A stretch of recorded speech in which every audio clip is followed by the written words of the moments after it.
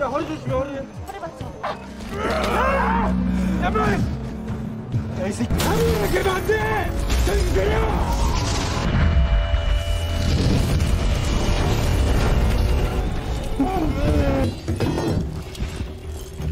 소자 발견! 지금 내려간다!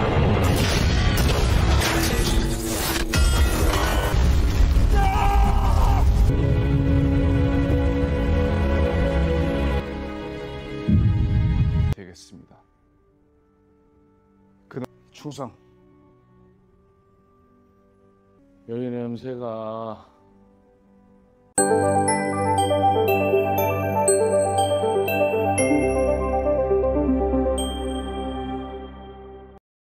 Kali ini, cerita berfokus pada para personel pemadam kebakaran yang dikenal sebagai sahabat warga Korea. Julukan ini diberikan karena tugas mereka tidak hanya terbatas pada penanganan kebakaran, tetapi juga mencakup berbagai masalah warga sehari-hari. Pada suatu hari, petugas pemadam kebakaran di kota Seoul berusaha mencegah seorang warga yang hendak melakukan bunuh diri karena masalah percintaan. Saat kejadian berlangsung, seorang anggota baru bergabung di pos stasiun barat kota Seoul. Ia adalah Chae Chol-wong, lulusan sarjana olahraga dengan spesialisasi atletik, yang baru saja diterima sebagai petugas pemadam kebakaran oleh komandan stasiun, Kang In-gi. Setelah diterima, ia diminta menunggu di ruang bengkel. Sementara petugas damkar berhasil menyelamatkan pria tersebut yang ingin mengakhiri hidupnya dengan menyemprotkan air yang membuatnya mundur dan berhasil ditangkap oleh petugas lainnya. Tak lama kemudian, alarm tanda siaga berbunyi, dan para personel segera bergegas menuju lokasi kejadian. Tanpa diduga, Chae ikut serta dalam tim penyelamat meskipun belum pernah mendapatkan pelatihan. Insiden yang harus ditangani adalah kecelakaan yang melibatkan dua mobil di pinggir jalan raya. Tim pemadam kebakaran diminta mengevakuasi korban yang terjepit di dalam kendaraan. Namun, karena kurangnya pengalaman, Chae justru membuat situasi semakin buruk. Ia secara tidak sengaja mematahkan kaki korban saat mencoba memberikan pertolongan. Sepulang bertugas, Chae langsung dimarahi oleh Komandan Kang. Dalam kondisi darurat, seorang petugas pemadam kebakaran dilarang panik atau bertindak ceroboh. Profesi ini menuntut pengorbanan besar, termasuk risiko luka bakar atau cedera saat penyelamatan. Meski begitu, rekan-rekan seniornya tetap mendukung Chae agar tidak putus asa. Kapten Jung Jin Seop, salah satu petugas senior, memberikan motivasi agar Chae tidak trauma setelah insiden tersebut. Chae kemudian menjalani pelatihan intensif di bawah bimbingan Kapten Jung. Sebagai pemula, ia harus menguasai berbagai keterampilan penting, seperti kekuatan fisik, kecepatan, kelincahan, serta kerja sama tim. Seiring waktu, ia mulai diterima sebagai bagian dari tim, meskipun ia kerap merasa heran karena satuannya sering mendapat tugas yang seharusnya menjadi kewenangan polisi. Saat Chae mempertanyakan hal ini, ia mendapat penjelasan bahwa Kapten Jung lebih mengutamakan sisi kemanusiaan dibanding prosedur formal. Tak ada yang berani membantah keputusan tersebut, mengingat Kapten Jung adalah petugas pemadam kebakaran terbaik di Korea Selatan, dengan jumlah penyelamatan terbanyak dalam sejarah. Suatu hari, ketika suasana di pos sedang santai, alarm darurat kembali berbunyi. Kali ini, tim harus menangani kebakaran di sebuah rumah susun 3 lantai. Sebagian besar penghuni telah berhasil keluar, namun masih ada satu orang yang belum ditemukan. Saat tiba di lokasi, tim pemadam kebakaran menghadapi tantangan besar. Jalan menuju gedung sempit dan dipenuhi kendaraan parkir, sehingga mobil pemadam harus berhenti jauh dari titik kebakaran. Para petugas pun terpaksa berlari sambil membawa selang air, yang menyebabkan keterlambatan dalam penanganan. Setibanya di lokasi, Kapten Jung segera membagi tim menjadi 3 kelompok. Tim pertama naik ke lantai 3 dan mendapati bahwa api belum menjalar ke sana, meskipun ruangan telah dipenuhi asap tebal. Untuk mempercepat pemadaman, petugas memecahkan jendela agar air dapat disemprotkan ke dalam. Sementara itu, tim di lantai pertama berhasil menemukan sumber api dan segera melakukan pemadaman.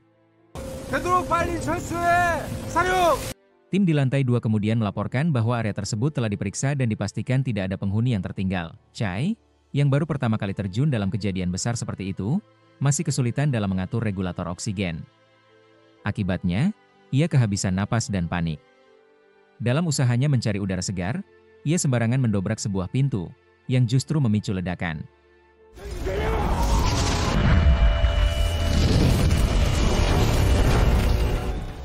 Yono, yang berusaha melindunginya, terkena semburan api di punggungnya. Keduanya segera dievakuasi oleh tim medis. Chae dilarang untuk kembali masuk ke lokasi kejadian, sementara Komandan Kang telah memerintahkan seluruh personel untuk segera meninggalkan tempat. Di sisi lain, Kapten Jung masih ingin memastikan kondisi lantai 2. Ia dan timnya naik ke atas dan menemukan seorang penghuni yang pingsan di bawah meja. Mereka segera mengevakuasi korban tersebut. Namun, Kapten Jung merasa khawatir. Mungkinkah wanita ini memiliki anak yang masih tertinggal di dalam? Dengan cepat, ia melakukan pencarian dan akhirnya menemukan seorang anak kecil yang tergeletak pingsan di dalam bathtub. Sementara itu, api semakin menjalar dengan cepat dan mencapai ruang penyimpanan gas LPG. Ledakan besar pun terjadi, membuat api berkobar semakin ganas. Kapten Jung, yang berusaha turun, terhalang oleh kobaran api. Satu-satunya jalan keluar adalah menggunakan tangga kendaraan pemadam kebakaran dari lantai atas.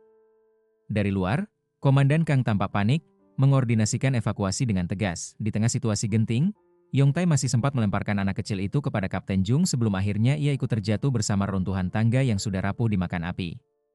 Beruntung, ia masih bisa bertahan dengan berpegangan pada 2 batang besi beton yang menonjol dari reruntuhan. Kapten Jung segera mengoper anak kecil itu kepada rekannya di tangga darurat, lalu kembali dengan tali untuk menyelamatkan Yongtai. Namun, saat ia tiba, Yongtai sudah kehabisan tenaga dan tidak mampu lagi berpegangan. Akhirnya, ia terjatuh ke lantai bawah, yang sudah berubah menjadi lautan api. 3 bulan setelah kejadian itu, stasiun pemadam kebakaran barat kehilangan 1 personelnya. Chai masih mengalami trauma berat akibat rasa bersalah. Seandainya saat itu ia memasang regulator oksigennya dengan benar, mungkin ia tidak akan kehabisan napas dan menyebabkan ledakan. Meskipun tidak dipecat, ia diberikan cuti selama berbulan-bulan agar bisa memulihkan mentalnya sebelum kembali bertugas. Tragedi itu masih meninggalkan luka mendalam bagi seluruh anggota. Mereka mengenang Yongtai setiap tahun dengan merayakan ulang tahunnya dan memesan makanan favoritnya. Kapten Jung masih sering mengunjungi reruntuhan bekas rumah susun yang terbakar, yang kini dibiarkan terbengkalai. Ibu Yongtai juga mengunjungi tempat tersebut dan membuatkan masakan kesukaan anaknya karena hari ini adalah hari ulang tahunnya. Suatu hari, stasiun barat menerima kiriman peralatan baru yang telah mereka pesan sebelumnya dari Dewan Kota.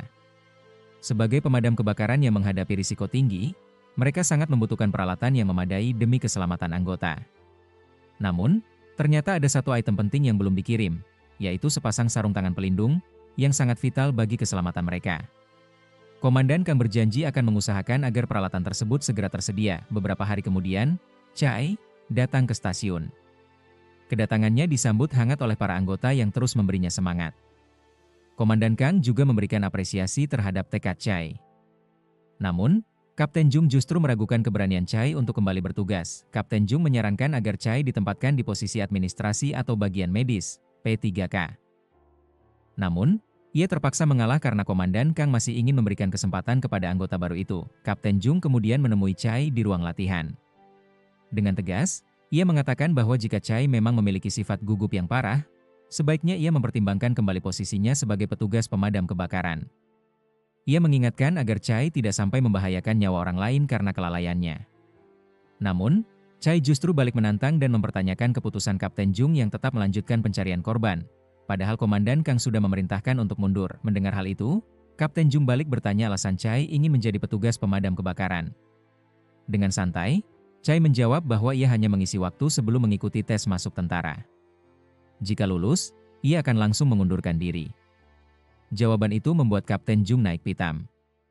Baginya, profesi yang dijalani dengan mempertaruhkan nyawa ini bukanlah sekadar batu loncatan. Ia sendiri mungkin bisa saja mencari pekerjaan yang lebih nyaman, tetapi ia memilih mensyukuri profesi yang telah menghidupinya selama ini, meskipun dengan kondisi sederhana. Bahkan, ia belum sanggup memenuhi keinginan istrinya untuk menyewa tempat tinggal yang lebih layak. Istrinya sudah lama meminta agar ia segera pensiun dan merintis usaha rumah makan sebagai investasi masa depan. Sang istri kini semakin sering mengalami kenaikan asam lambung setiap kali mendengar kabar tentang kebakaran. Ia begitu khawatir dengan keselamatan suaminya. Di sisi lain, Chai masih belum bisa sepenuhnya melupakan kejadian tragis itu. Ia kerap merasa seolah-olah Yongtai masih ada di dekatnya, dan kenangan kejadian itu terus menghantuinya. Rasa bersalahnya begitu mendalam hingga sulit untuk dilupakan. Satu-satunya tempat ia mencurahkan isi hatinya adalah Seoni, tenaga medis yang sering menemaninya. Beruntung, Seoni bukan seorang psikolog yang hanya memahami teori tetapi tidak mengalami langsung kejadian itu. Ia bisa memahami perasaan Chai dan mencoba meyakinkan bahwa bukan hanya Chai yang belum bisa melupakannya. Sebisa mungkin, Seoni mengajak Chai untuk menikmati suasana yang lebih tenang dan damai. Namun, bagi Chai, menghapus rasa bersalah itu bukanlah hal yang mudah. Suatu malam, dalam keadaan mabuk, ia tanpa sadar membentak Seoni. Dalam keadaan emosional, ia mengungkapkan kekesalannya terhadap Kapten Jung yang terus menyalahkannya. Seoni yang mendengarnya langsung menegur dan menyuruh Chai meminta maaf. Namun, Chai yang keras kepala menolak. Ia terus menyalahkan keputusan Kapten Jung yang bersikeras melanjutkan pencarian korban, hingga menyebabkan kematian Yongtai. Menurutnya, tindakan itu melanggar prosedur yang tertulis dalam SOP pekerjaan. Seoni pun memberikan pukulan telak dengan menyatakan bahwa jika Choi masih terlalu kaku dalam memahami aturan, maka ia memang tidak cocok menjadi anggota tim penyelamat. Sementara itu, istri Kapten Jung akhirnya berhasil mewujudkan impiannya membuka warung ayam crispy dengan sedikit bantuan pinjaman dari keluarganya. Warung kecil itu diberi nama Warung Ayam Tante Minho. Kini, sang istri semakin mendesak Kapten Jung untuk segera pensiun, terutama setelah insiden yang menimpa Yongtai di 제발 야구 나 이거 빨리. sisi lain. Cerita ini juga menyoroti kehidupan di kantin tempat makan langganan mereka. Nenek pemilik kantin tersebut memiliki seorang anak bernama Park Jubong yang kehidupannya tak berguna. Alih-alih membantu usaha ibunya, pria yang sudah cukup tua itu justru sering memeras uang dari warung kecil milik ibunya. Suatu hari, kelakuan kasar Jubong terhadap ibunya membuat Seoni geram. Sebagai sesama wanita, ia tidak bisa menerima perlakuan semena-mena terhadap seorang ibu. Tanpa ragu, Seoni langsung mendamprat Jubong dan mengusirnya dari warung ibunya sendiri. Jubong bergaul dengan kelompok pemuda setempat yang kehidupannya tak jauh dari perjudian dan pamer barang-barang mewah, meskipun masih dalam level sederhana.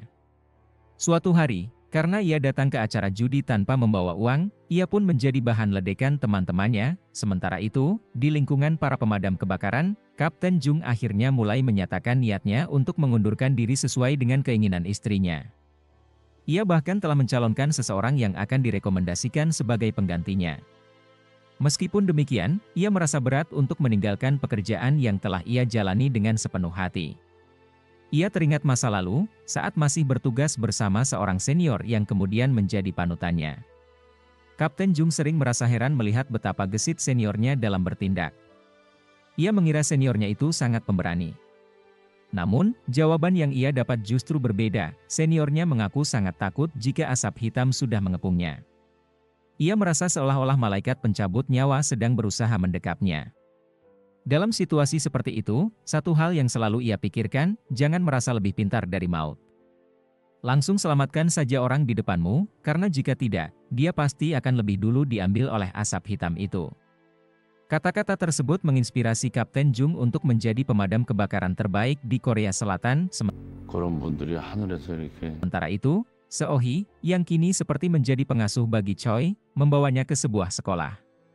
Itu adalah tempat belajar anak yang sebelumnya diselamatkan oleh mendiang Yongtae. Melihat anak itu kembali menikmati kehidupan dengan ceria berkat pengorbanan temannya, Choi tersentak. Ia mulai memahami betapa besar dampak pekerjaan mereka bagi kehidupan warga. Setelah itu, Seohee melanjutkan tugasnya mengantar Choi ke lokasi ujian awal untuk menjadi perwira tentara. Kapten Jung telah memintanya untuk menemani Choi agar ia lebih rileks dan percaya diri saat menjalani tes tersebut. Keesokan harinya, saat Kapten Jung sedang merapikan ruang santai para anggota, Choi datang menemuinya. Dengan penuh rasa terima kasih, ia mengungkapkan apresiasinya atas dukungan Kapten Jung kemarin. Meskipun ia sempat mengerjakan seluruh soal ujian tertulis, pada akhirnya ia tidak jadi mengumpulkan jawabannya. Hatinya begitu tergugah setelah melihat anak kecil yang sebelumnya diselamatkan. Kini, Choi benar-benar memahami makna pekerjaannya sebagai pemadam kebakaran. Ia pun memutuskan untuk tetap bertahan di satuan tersebut.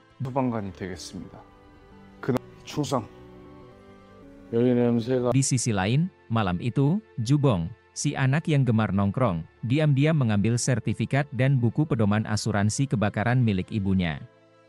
Nenek Sunja, yang saat itu sudah tertidur, sempat terbangun dan melihat anaknya keluar dari kamar. Jubong pernah mendapat informasi keliru dari temannya tentang cara cepat mendapatkan uang dalam jumlah besar. Setelah membaca buku pedoman itu, ia pun bergegas keluar rumah dan menyalakan korek api. Tak lama kemudian, armada pemadam kebakaran stasiun barat mendengar suara sirine dan langsung bersiap menuju lokasi kejadian di tengah malam. Namun, ternyata itu hanyalah alarm palsu, karena insiden yang terjadi sebenarnya adalah perampokan, bukan area kerja satuan mereka. Setelah memastikan situasi terkendali, tim segera kembali ke posnya. Namun, belum lama mereka kembali ke jalan, muncul laporan baru dari pusat bantuan warga. Pukul 3 dini hari, 4 Maret 2001, terjadi kebakaran di distrik Hongjedong. Laporan itu segera diteruskan kepada armada pemadam kebakaran yang masih berada di perjalanan. Mereka langsung berbelok arah dan bergerak menuju lokasi kejadian. Setibanya di sana, mereka baru menyadari bahwa bangunan yang terbakar adalah rumah makan milik nenek langganan mereka. Para anggota pun panik karena merasa mengenal korban dalam kejadian ini. Keadaan semakin mirip dengan insiden sebelumnya, di mana kendaraan pemadam kebakaran sulit masuk ke lokasi karena terhalang mobil warga yang diparkir sembarangan. Tim 1 di bawah komando Kapten Jung menjadi yang pertama tiba di lokasi kebakaran.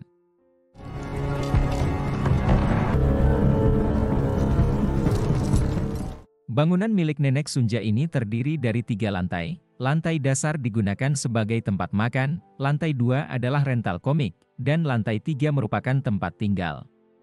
Begitu tiba, mereka harus segera bertindak karena angin bertiup sangat kencang. Tanpa menunggu personel lain, kelima petugas pemadam langsung masuk ke dalam gedung dan naik ke lantai atas untuk mencari nenek Sunja. Saat memasuki ruang rental komik, mereka menemukan seorang pegawai yang kebetulan menginap di sana.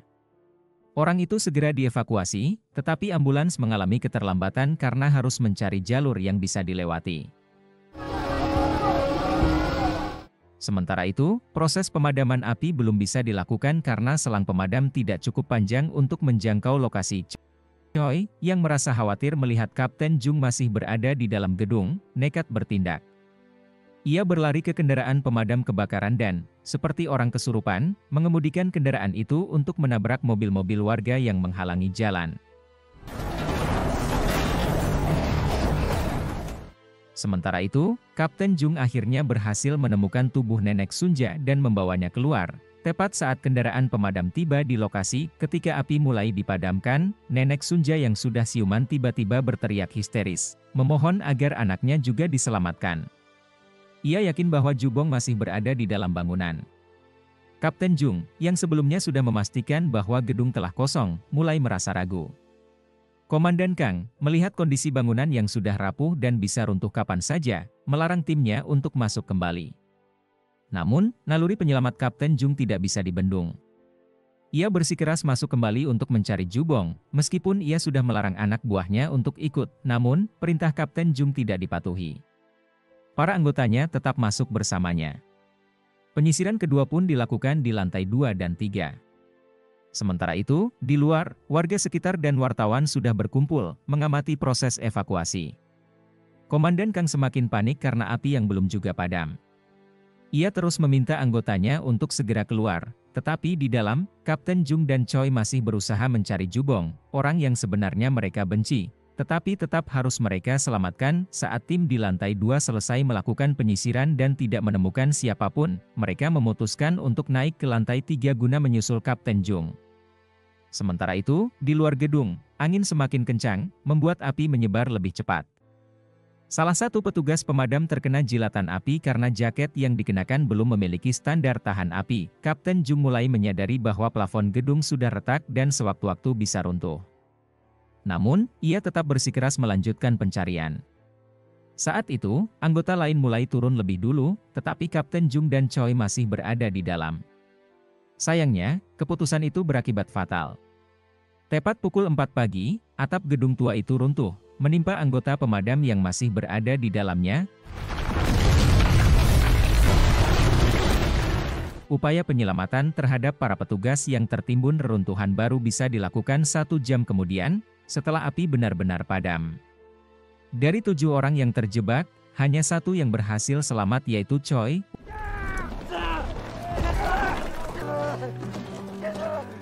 Upacara penghormatan untuk mereka pun diadakan dan Choi memberikan penghormatan terakhir untuk rekan-rekannya yang telah gugur dalam tugas. 부디 Kisah nyata ini membuat pejabat Dinas Pemadam Kebakaran dan melakukan reformasi besar-besaran, termasuk peningkatan peralatan, perubahan sistem kerja, serta pengangkatan seluruh anggota pemadam menjadi pegawai negeri sipil.